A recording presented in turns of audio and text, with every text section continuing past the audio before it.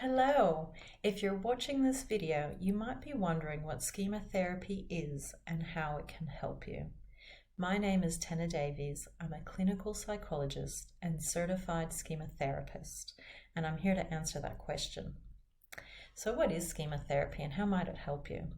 Well, schema therapy was developed by Jeff Young a few decades ago, and at the core of schema therapy are schemas.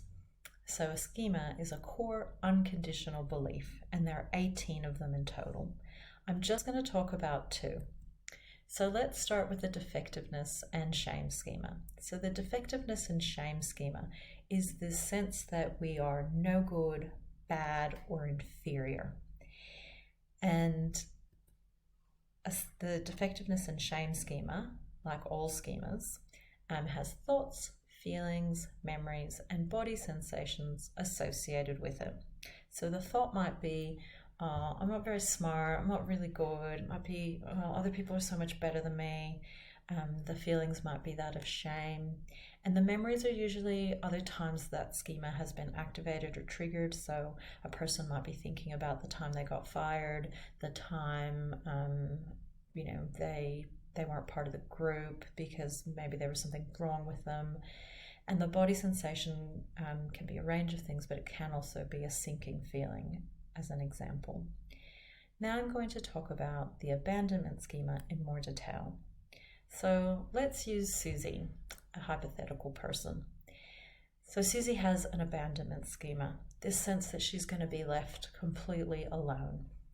And this schema has come from core unmet psychological needs from childhood.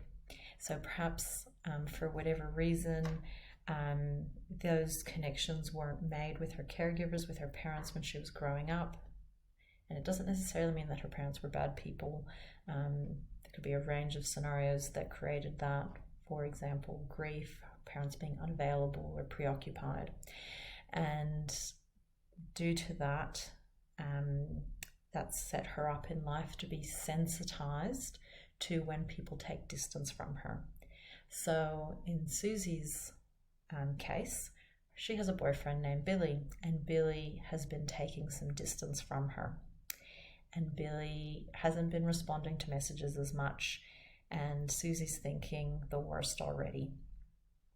And this activates her abandonment schema.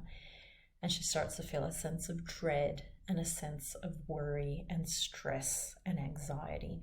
And in order to cope with this, what Susie does, and it's not sort of a choice, it's just sort of something that happens, is she goes into this unhelpful coping mode, this overthinker, overanalyzer mode. And this, of course, makes it worse. So this overthinker mode is really around thinking of all the possible reasons that Billy has taken distance.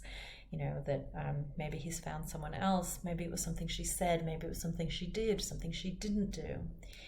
And it makes it worse because it doesn't meet her need for security and connection. And this actually reactivates her schema, it amplifies it, and it increases those vulnerable, anxious, stressed out feelings. And that leads to more overanalysis, which makes it worse. So in schema therapy, what we want to do is we want to break this dysfunctional cycle. And the way that we can do that is to think about the healthy adult mode and really strengthen this mode. So let me just explain a little bit what the healthy adult mode is. So the healthy adult mode has two sides, and there's lots of different ways that people think about it, but I think about it as these two sides that has the protector side, so the part that solves problems. So in Susie's case, she might sit Billy down and say, hey, look, notice you've been a bit distant, do you notice that too? What's happening? She might do that in kind of a gentle, non-accusatory way.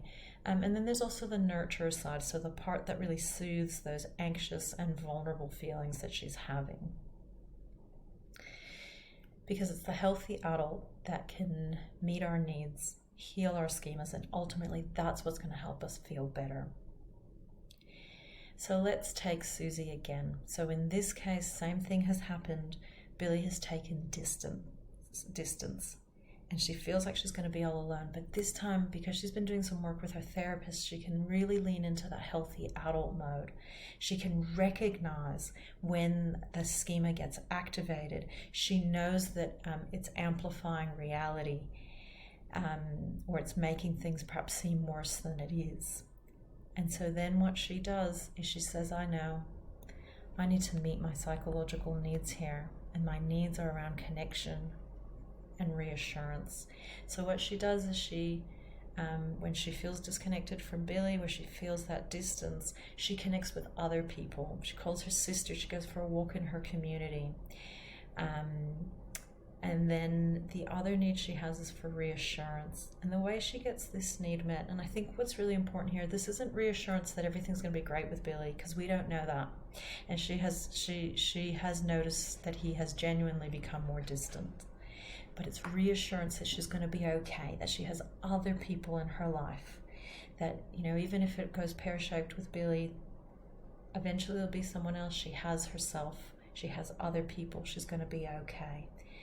And that is the reassurance that she needs to ultimately feel better, and she decreases that abandonment schema and decreases those vulnerable feelings. And she goes perhaps from feeling panic and distress and alarm and anxiety, perhaps to simply feeling concerned, and from that concerned place she's in a much better position to act. So really what we're trying to do with schema therapy is we're trying to meet those core needs by breaking those self-defeating patterns. So in Susie's case, the overthinking. We want to meet those core needs to heal schemas, because that's ultimately what's going to make us feel better. To recap, the aims of schema therapy are about meeting our core needs, so our need for connection, our need for competence, our need to express our valid needs and emotions. We have a range of psychological needs, but we need to identify what those are, because that will help us to heal our schemas if we act on those. And that's what's going to help us decrease our distress in a long-term and profound sense. And as part of that, we want to decrease that unhelpful coping that gets in the way of schema healing. And ultimately, we also want to be strengthening that healthy adult, because that healthy adult mode is the side that can really help us to deal with our vulnerable feelings, both by solving problems and by providing soothing and nurturance. This is a photo that I found on the internet a few years ago, and I think to me it really speaks to what schema therapy is. It's really about working at the heart level, not just changing thinking, but really focusing on feelings and needs. Thank you so much for your time and your attention. If you'd like more schema resources, don't hesitate to go to my website. Thanks.